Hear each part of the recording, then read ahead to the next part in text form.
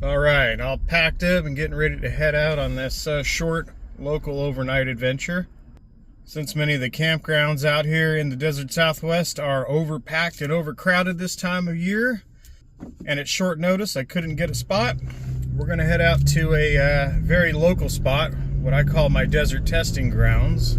So I figured it'd be a good day to take the tab out and put it to a little bit of the off-road test here. See how she handles. I've only had her off-road twice on some nice gravel roads, so no big deal there. But nevertheless, I figured it'd be pretty cool to show some actual off-roading with the tab, since so many people ask if it's off-roadable. We'll go over all that here pretty soon.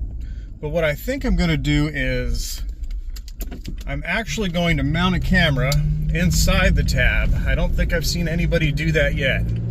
We're going to do a little comparison video here. We're going to see how this tab rides on this rough paved road versus how it rides on a gravel road. And then we're also going to adjust some air pressures. And as you can see, this road here is pretty bumpy, so we're going to see how that trailer's riding from the inside, so that should be pretty cool. Then once we hit dirt, we'll hit the gravel road with the air pressure at normal air pressure, and then I'm going to adjust the air pressure just slightly in the trailer to see if it rides better. And we'll see how that does. Alright, now we're going to try to use this mount and mount this camera up on the inside of the camper to see how shaky and rattly it might get in this thing going down a regular, rough, paved road. Alright, we'll see how that goes. You're mounted to the table. It's the only place that will stick to.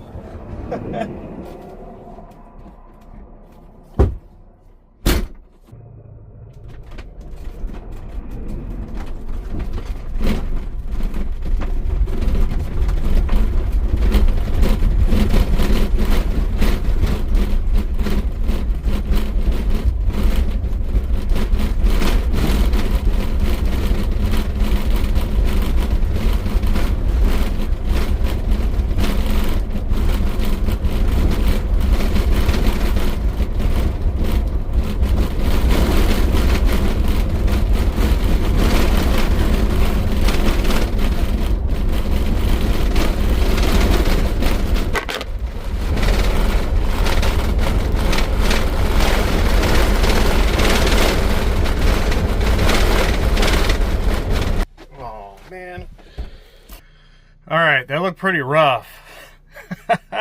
So now we're going to head down a gravel road, and I'm going to do this in, a real life, real world scenario here. I'm not going to be going too fast. That got up to about 40 miles an hour on the paved road. I think I'm going to keep it to 20 miles an hour on the dirt road. And we're going to do this first non-aired down, and then we'll air it down a little.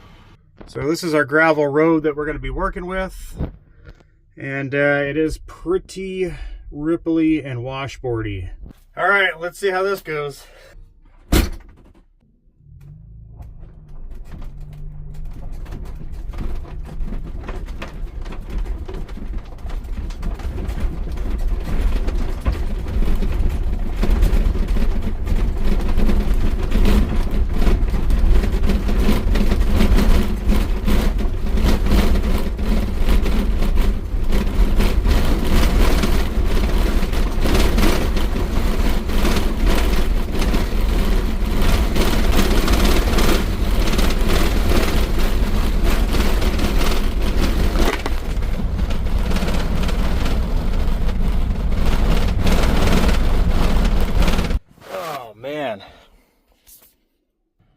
Alright, they look pretty violent at 20 miles an hour at 48 PSI on this trailer. Now the trailer's tires are recommended at 50, but I like to go a PSI or two under because the tires will heat up, and I feel it's fine for the weight of my trailer.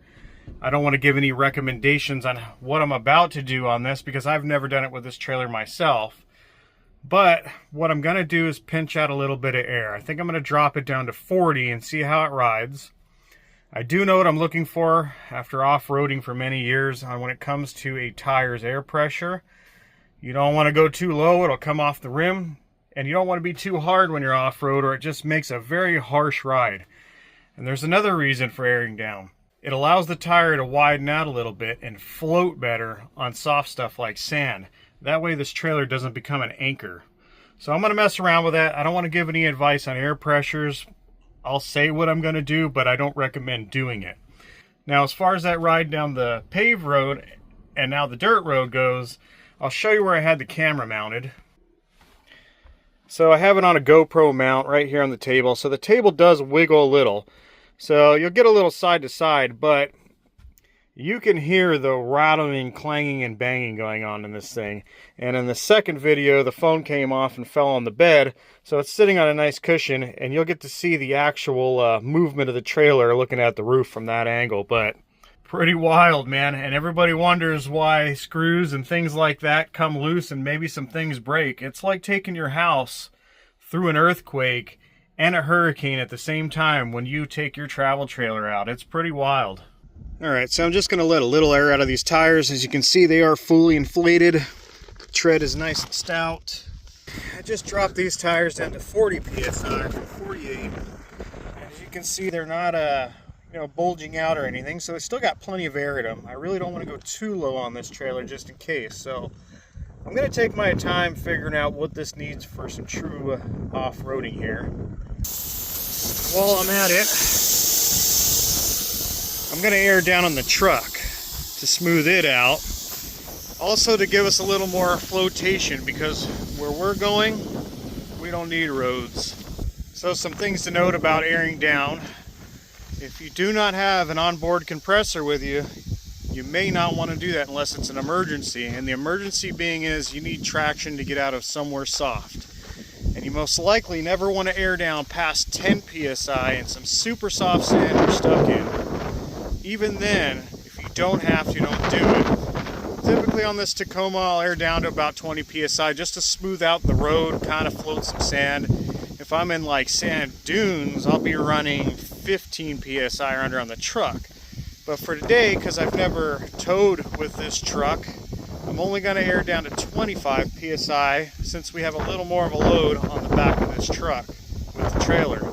Now, like I said, I do have an onboard compressor on this truck so I can air the truck up, and I have an extension now that reaches back to the trailer. And you want to make sure that you air back up when you hit road if you're doing any speeds over 25, 35 miles an hour, or else you'll destroy these tires. And in the instance that you need to turn and avoid something, those tires being aired down and soft will roll and blow off the rim. So it could be dangerous. So don't do this unless you know what you're doing or absolutely have to. Now we head down the road one more time with 10 more psi out of these tires and see what happens. Let's do this one more time.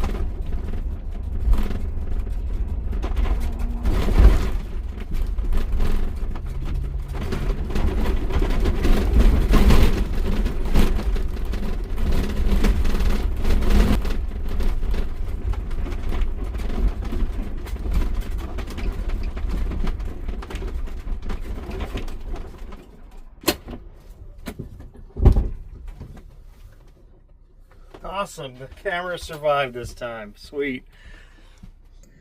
Well, that was definitely interesting. It seemed like when I aired down just 10 psi that things smoothed out just a little bit. In fact, my camera didn't shake itself out of the camera mount this time. So that kind of goes to prove that works. That's something you're only going to do off-road. You need to be at the proper tire pressure when you're on road and on the highway though. And like I said, don't ever do that unless you know what you're doing, or kind of test it out first. But typically, dragging this trailer, I don't like to do more than 15-20 miles an hour on a dirt road. Even with these big mud flaps I have on here, you know, these tires pick up a lot of rocks. They sling them back, they hit the trailer, chip paint the plastic, so I really don't want to mess up my new trailer either. I used to tow a utility trailer with 3 or 4 quads on it out here for years, and you know, I used to fly down the roads and all that, and everything was fine, but the trailer, after a couple years, especially once it was rinsed off a few times, looked like it was just salt and pepper sandblasted everywhere. So maybe take it easy on your travel trailer when you're out here. And this goes back to the whole thing of people asking, is this thing an off-road trailer? Well, not really. That's why it says boondock on the side, not off-road. We'll get some action shots of off-roading out here in a little bit, but you could see how violent that was back there, even on a paved road. And you know, even build quality after a while isn't going to survive that kind of rattling and shaking. So it'd probably be a good idea to always, you know, just snug up your screws and things and check your seams and all that on your trailers, especially after hitting dirt roads and stuff like that after a while. I mean, that's pretty violent. Right now, we're going to try to find a camp spot out here in the middle of the desert. And while we're on the way, we'll drive around here, get off the road, go through some washes. And for those that don't know what washes are, they are basically dry creek beds out here in the desert that flood when it rains.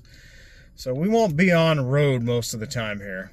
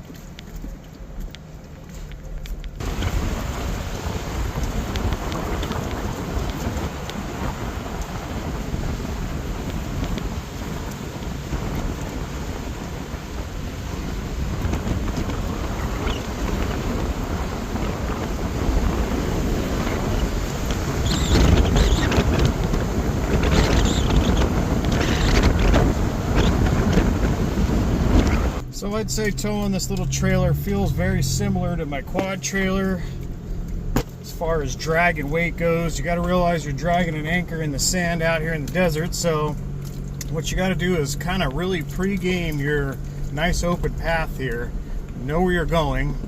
When it comes to soft sand, you need to keep a certain amount of speed up and know where to stop on a flat, a hard surface, maybe a downhill, especially dragging a trailer, or you'll get stuck. Also, when to kind of pick up speed without going too fast and having your trailer bounce all around on you like that. But like I said, I don't want to put this trailer through anything too crazy. I know that it's not a true off-road trailer. I'm just going to treat it as a nice travel trailer that has slightly more departure angle and clearance than some.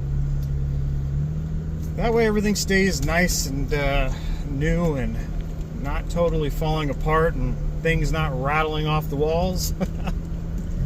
Right now we're just gonna meander our way through the sand here in the wash. Find ourselves a camp spot somewhere out here. Ooh, that was pretty bouncy back there. Yeah, so kind of a hard game to play, keeping enough speed to not get stuck yet not having your trailer flop all around. I'm risking my trailer and life for the YouTube and scientific experimentation on the Tab trailer for all you out there.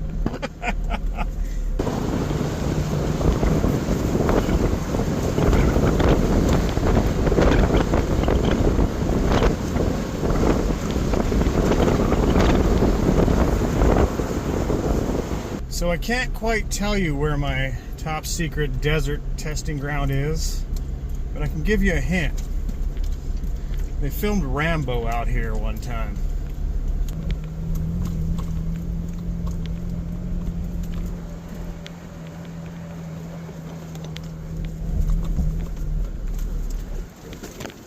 Oof, that was a little rough.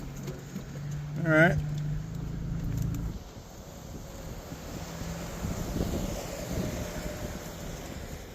Just got to take it nice and slow, especially over these bumps and chop and washboard, especially out here in the sand, because it get pretty violent shaking that trailer, bouncing it side to side. But she's doing it. I mean, you're not going to take this on a full-fledged off-roading trip, that's for sure. And most of the time here, I've only been doing about 5 to 10 miles an hour max, maybe less than that at times. Let me see if I can get this side-to-side action here.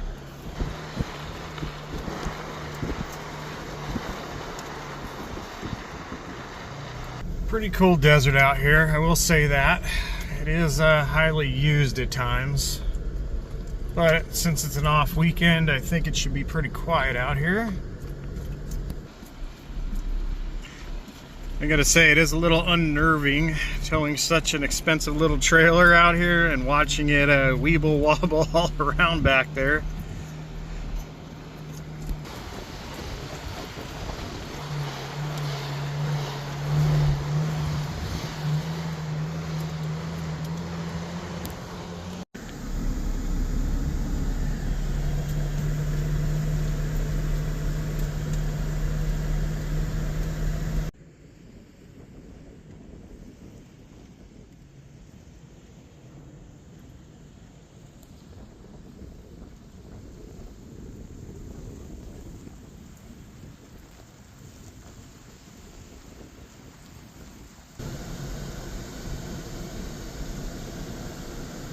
I think that'll do for the night.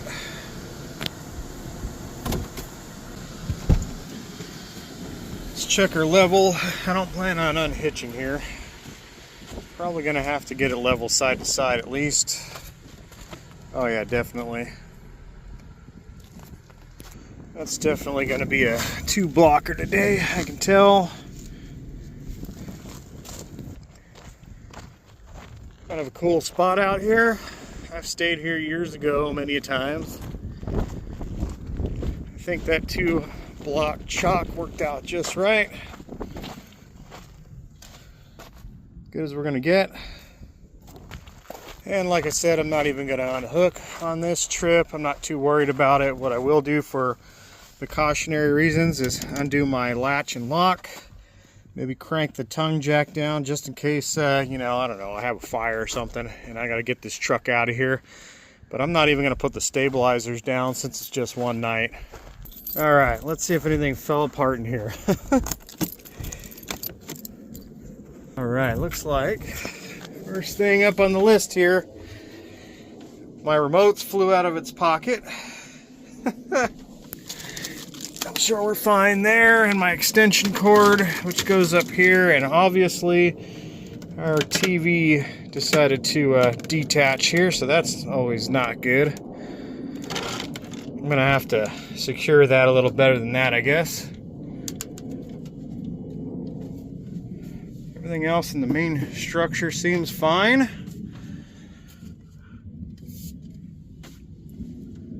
Wow, all right, not too bad.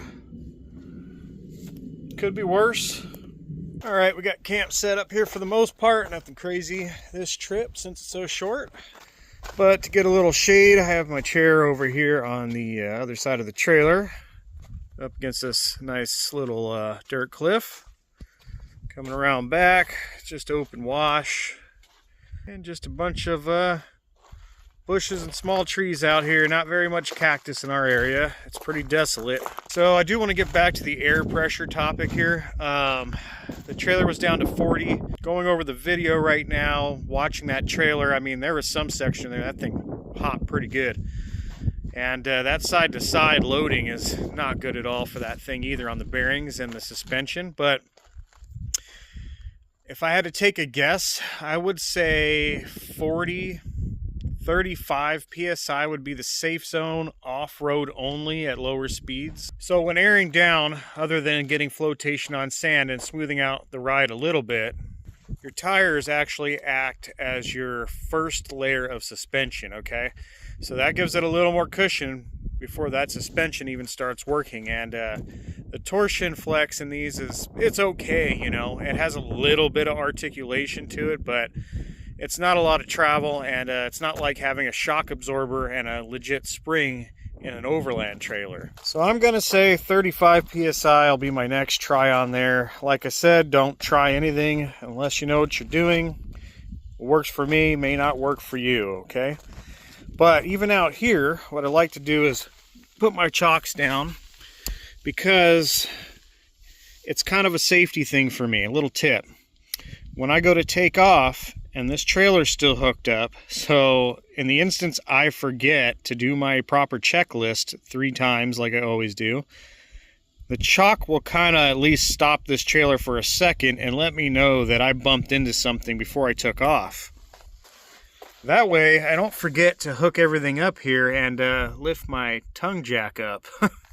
But speaking of tongue jacks, you can make this a little more off-roadable by getting a jacky up, which replaces this. It has like a round deal that goes in there, so you can twist lock this in and then pull it out when you don't need it to get some ground clearance, or to clear your tailgate when it's hooked up. Now, this is a great little unit, and it does do as advertised. It is a boondock trailer. That means it has a little bit more ground clearance, and the dovetail in the back of this trailer gives it a little more departure angle, which is great in town on those high curbs, and it works pretty good out here. But it's definitely no overland trailer.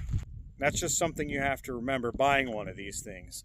To get into an overland trailer in a similar size, you're going to be paying at least 60 grand, I think, or more, probably 70. I'm going to do a quick explanation of what makes this more of a regular travel trailer and what would make an actual off-road or overland trailer.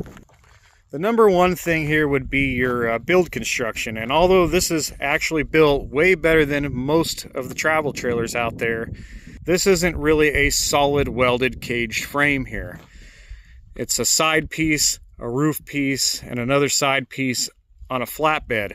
Now, there is aluminum bracing across all this they tied together, but it is definitely not caged in like something like maybe like an Intech trailer.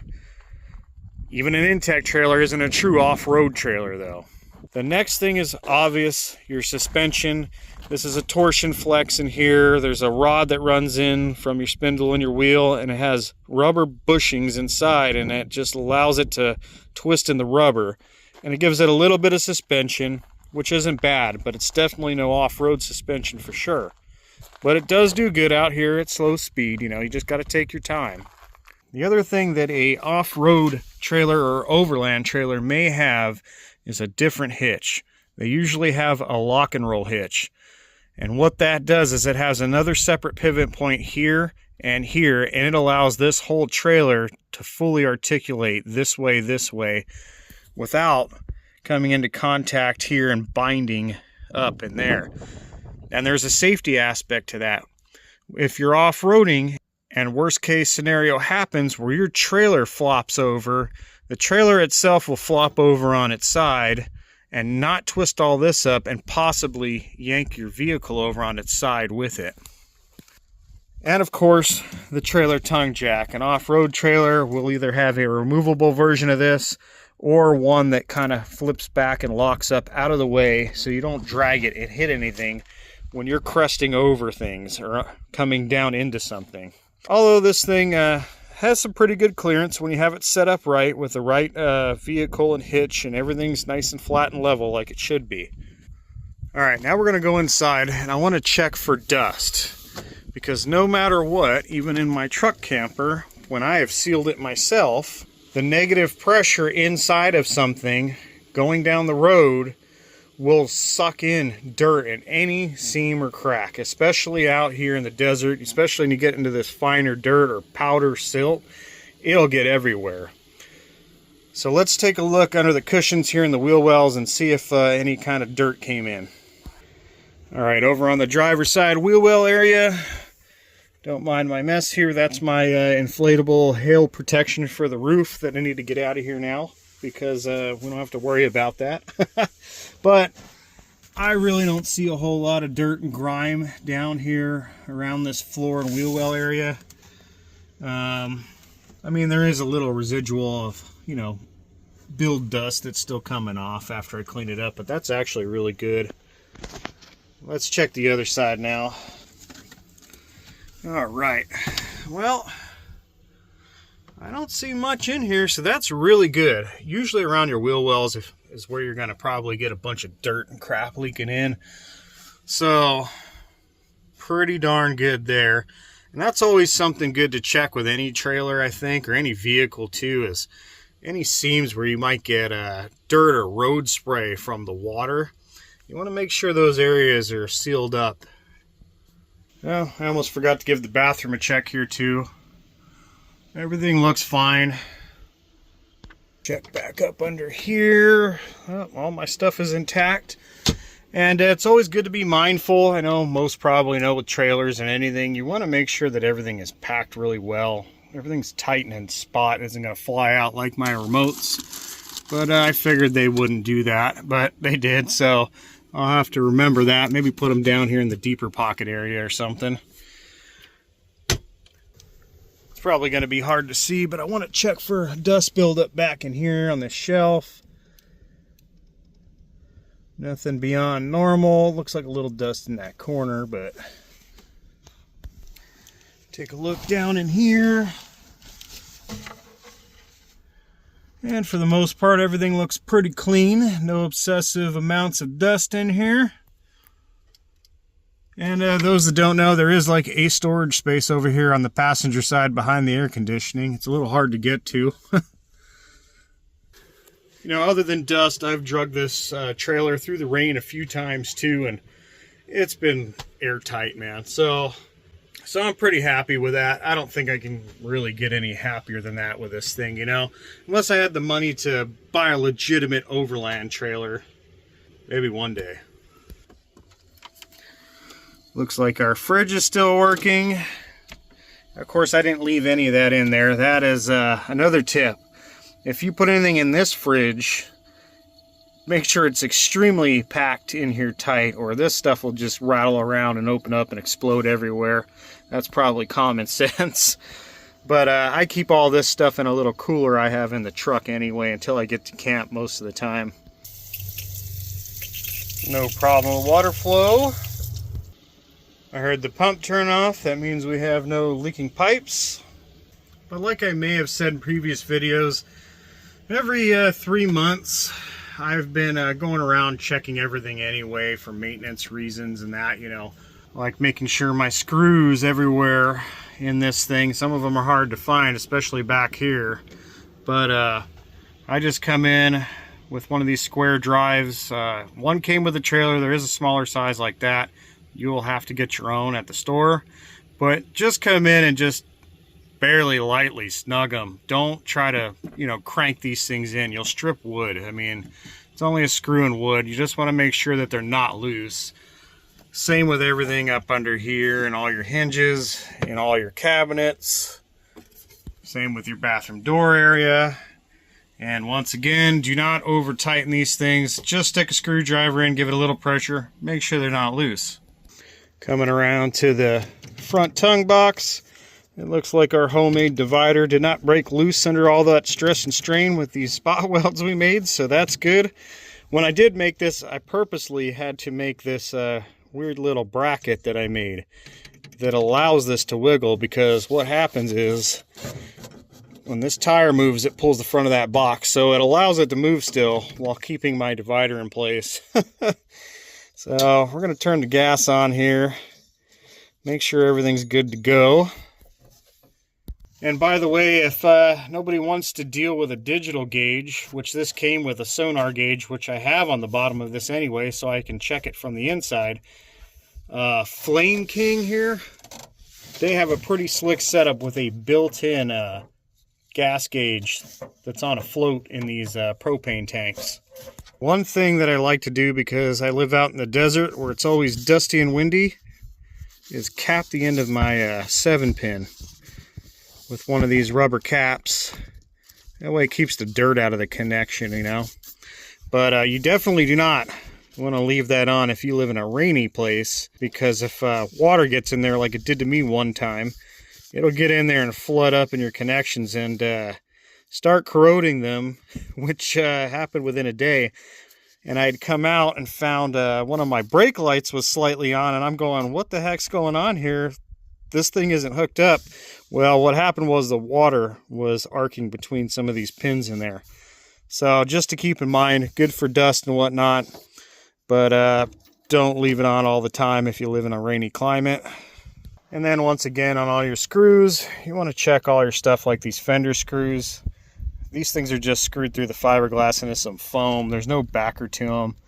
And you don't want to go tight on these things. Just make sure they're not loose. And I think they use a double-sided tape to put that plastic fender on. And a while back I thought about this. You probably don't want to put a screw or bolt all the way through the inside wall on these with a nut on the back, because in the instance that you blow a tire here or you hit this and knock this off, well, it's going to rip through the fiberglass and out. If you have this through bolted and that explodes in there, you're going to probably rip through your inner wall. So maybe something to keep in mind. And that is the exact reason when I replaced this, I had somebody asking me, I think I had to do is drill these 2 new holes here because the factory plug had a 3rd hole that I plugged. But when I went out and found an extra screw, I made sure it was the same length as what I had here. You do not want to go through this wall. It's probably about, I don't know, inch, maybe inch thick in there. So you're only going to need a screw about that long just to get through this wall and into a little bit of the foam. Maybe about a 1/2-inch screw. Just match up what you have from the factory if you do that. But that's why I did not through bolt or through screw this all the way through the inner wall. I thought, well, if I happen to be a dum-dum one time and I left my short power cord hooked up and I took off and it tore, at least it would just tear this out of the outer and not rip my inside wall out through that. So something to keep in mind again. All right, also another reason I decided to put the jack down was not only to get this trailer a little more level, was to take a little pressure off the back of the truck springs, you know, that way it isn't constantly sagging weight on there. I'm sure it's no big deal over a short time, but, you know, it can't be good over the long run. All right, before it gets too dark around here, I'll do a little walk around in my desert area, kind of show you what's here, maybe the lack thereof.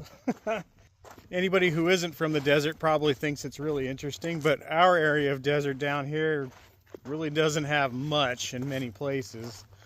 And I almost forgot, after I had that Roadrunner come up on me the last camping trip, the internet must have been listening, because I seen this hat pop up from a company and I thought, wow, that's kind of cool, man. It's like retro, it has a Roadrunner. And I'm not affiliated with this company. I just thought it was awesome. And it turns out it is an Arizona-based company. So I picked up this really cool Roadrunner hat. And I also picked up another one. And I'll show you that. Thought this one was pretty slick too.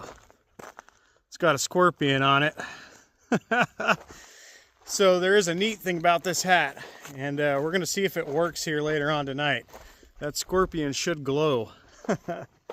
And in real life, scorpions actually glow if you put a black light on them. We'll go trying to look for those here when the sun goes down, if it isn't too cold out for them. So here's a little look at our wash that we came in on. And you can see it's pretty choppy and stuff. It's very, very soft stuff. And it gets real bad when people have been doing donuts and there's cross sections. These little bumps feel a lot bigger than they are. As far as plants and stuff go out here, we don't have a whole lot. There might be some white sage over there. We got some palo verde, mesquites, ironwoods around here, creosotes, and I'm not sure what these little bushes here are called. But not a whole lot. you get out towards the mountains and the rocky areas a little higher up, maybe the 1,000-foot range, you start to see a little more plant life and animal life. But around here you may get some snakes, and if I see any snakes, I'll let you know. Scorpions, spiders, some bugs, rabbits. There are bobcats, and in certain areas out here there are mountain lions. I know that from a couple hunting buddies that have left trail cams up. They have spotted a mountain lion and bobcats before. I have never ever seen one in person. Now, these washes like this can go on for, you know, miles and miles, just weaving in and out of every different kind of wash and path, and you can kind of get lost when you're down here in the low levels of this stuff. But eventually, if you get up high, you can kind of figure out where you are, if you can make it back that way. But if there were any snakes around here, they'd probably be up and under this mess. So never come out here just traipsing around in the bushes thinking you're going to collect fire, tinder, or wood. But as far as that goes, not a whole heck of a lot to show you. Unless you get out in the hills and the mountains out here, you may be lucky enough to find some old mining stuff and that, but you know, it's dangerous. So you do have to watch walking around out here. There's some spots here that are, they get a little creepy, man, especially if you don't like snakes. You'll be walking around and you'll just fall in a foot hole because the ground is littered with little holes and tunnels, man. It's kind of a trip. Kind of look like areas like this, but oh, yep, there we go. I just fell through the crust there. So you never know where the holes are out here. I mean, you'll just cave right into them. Kind of creepy. Oh, just like that. Sometimes it's pretty bad. I've had my leg sink into up to here before. Not fun doing that at night, believe me. See these holes right here? This ground's probably all hollow. That's a big hole right there. We got tracks coming out. I'm not sure what that is. Most likely it could be mice. Maybe tarantulas, a turtle. Who knows? But you'll start caving in. You can see where it's pretty hollow down under there. And then who knows what's in that mess. I do want to note, if you're out in the desert, there are many places out in the middle of nothing that you'll see big power lines running through. And usually there's an access road for the electricians to come out and fix them if something goes wrong. But I'll tell you what, if you follow some of those access roads, you may not be getting up or down them. Some of them are pretty sketchy, and sometimes they don't lead to anywhere. All right, time to break out the old Gerber shovel. I've had this pack shovel for probably 18 years, man. Let me tell you what. It's probably the best one made. I don't even know if they make this model anymore, but the way it works is so much better than some of those old school military versions, because it locks in way better and doesn't come loose on you. So I'm just going to dig a small fire ring here.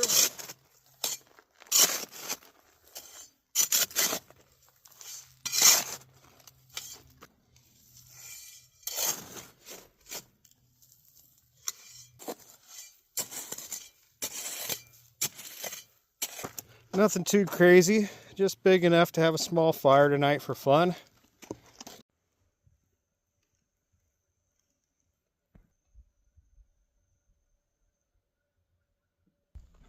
Time to get that fire going. It's getting a little chilly, and by chilly I mean it's probably like 60s now. But that desert cold is different, let me tell you what. It's dry cold.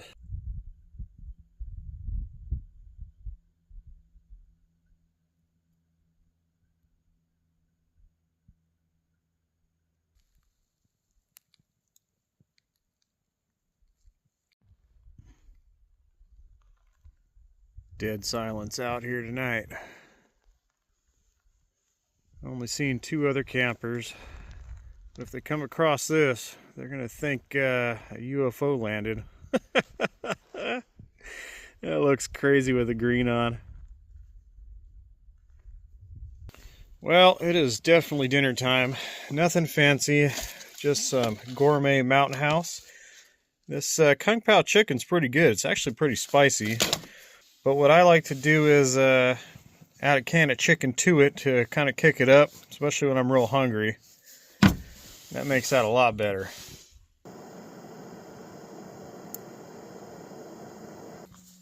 Alright, let's see how this mountain house Kung Pao with added chicken looks. Not bad. Even if you like spicier stuff like Kung Pao chicken, this one's actually pretty good. Threw on the orange light to see how that does with bugs. We got some small flying ants or something looks like that flying around right now. Seems to work pretty good. Those lights are on high. I can dim them down to almost nothing. But there ain't nobody out here, so it doesn't matter. But pretty awesome night.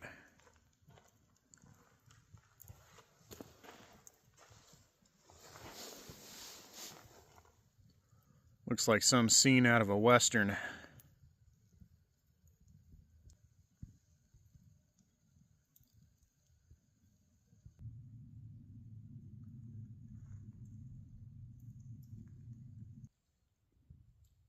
Now it's time to go hunt for the scorpions. Yeah, so what you need is a black light. And usually you want to look around these bushes and they'll pop out. I think it is too cold. You never know. I have seen them in winter before, but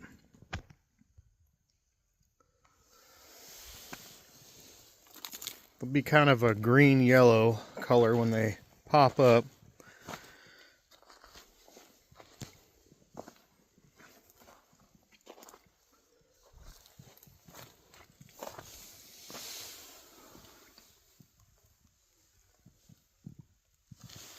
Usually they like to hide under these ledges and stuff.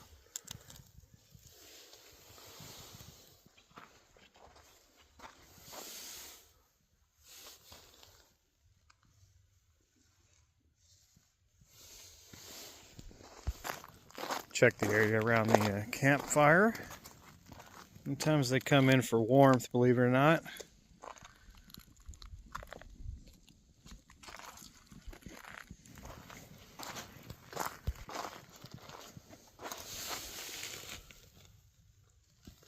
Don't see anything popping out under the truck either. So it may be too cold.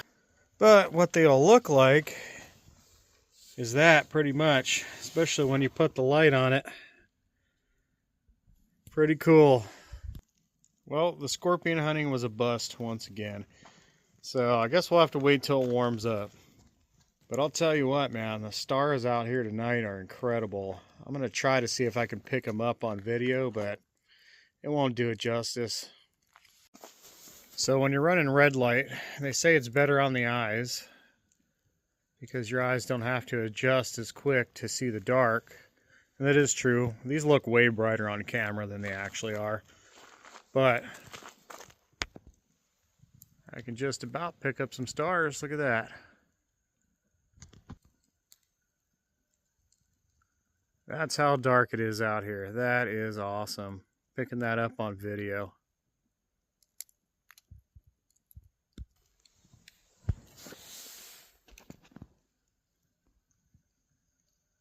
That is crazy.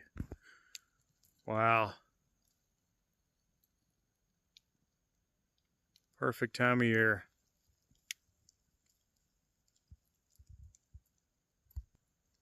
That one's bright. That might be Jupiter. Not sure. Everything's lining up, I think.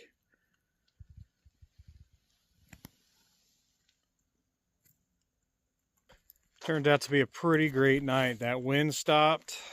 Perfect fire going. And dead silent out here.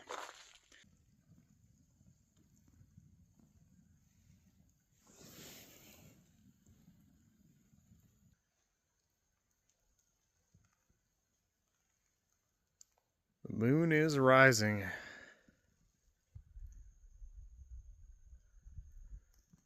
So it's kind of hard to tell on camera, but it's actually pretty bright out here in the desert when we have a full moon. Looks about like it does right here. Kind of a special time because you can just about see in the dark out here at night when the moon is full. Pretty cool. That star out there is super bright, or planet, I should say. That'd be town out that way. I feel like the moonlight is welcome out in the desert and the forest. It makes it feel kind of creepy. That is, unless you have a lot of tall cactus and saguaros around casting shadows, then you start to think there are people all around you out on the hills and stuff. Look at that. I can't believe this camera's picking that up. That is the Orion. That is cool. This is actually a super clear night, especially for not having a rain a couple days before and this wind, so it's not always this clear. But it is pretty dark, other than that moon.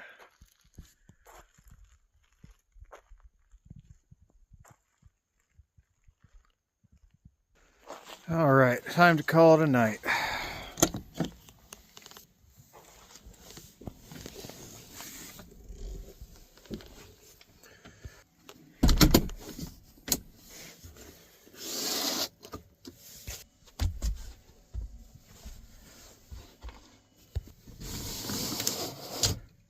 I know all you northerners are probably going to laugh at me for being so bundled up, but I'll tell you what, when you get used to how warm it feels during the day in the desert, and that sun goes down and it drops to the 60s and down into maybe 45, 40 at night, it feels colder than it actually is.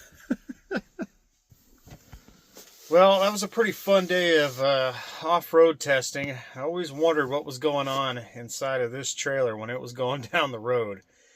I will say, when it came to that video going down the road, this mic on this phone and camera pick up a lot more. So in person, it may not have been as loud as that going down the road, but pretty close. As far as travel trailers go, they all do this. It's not a Nucamp thing or anybody's thing. That's just what it is. The real test is longevity over time when it comes to build quality and engineering. If this thing survives that, I don't know, for a few years, I would say that's pretty darn good. But like everything, you need to maintain it, maintenance it, keep up on it, and make sure things don't come loose. If they do, snug them up. So far, so good. So I'm over a year with this thing, and this is technically the third off-road trip for it out of many on-road trips and many, many rough roads. And I have yet to have a serious problem with this thing. Fingers crossed. Well, I hope you all found that very interesting. I thought it was pretty interesting myself. I was always curious to know what's going on back here. Hopefully you enjoyed the camping portion of this adventure. Well, since this is just an overnighter and a short trip, I'm probably going to end this video right here. I will try to get out in another couple weeks. Christmas is next week, and then the New Year's weekend is coming up after that. So if I can find another boondock spot or maybe a campground to get into, I'll be out and about camping once again. So Merry Christmas, Happy Holidays to everybody, and hopefully we'll see you all in a couple weeks.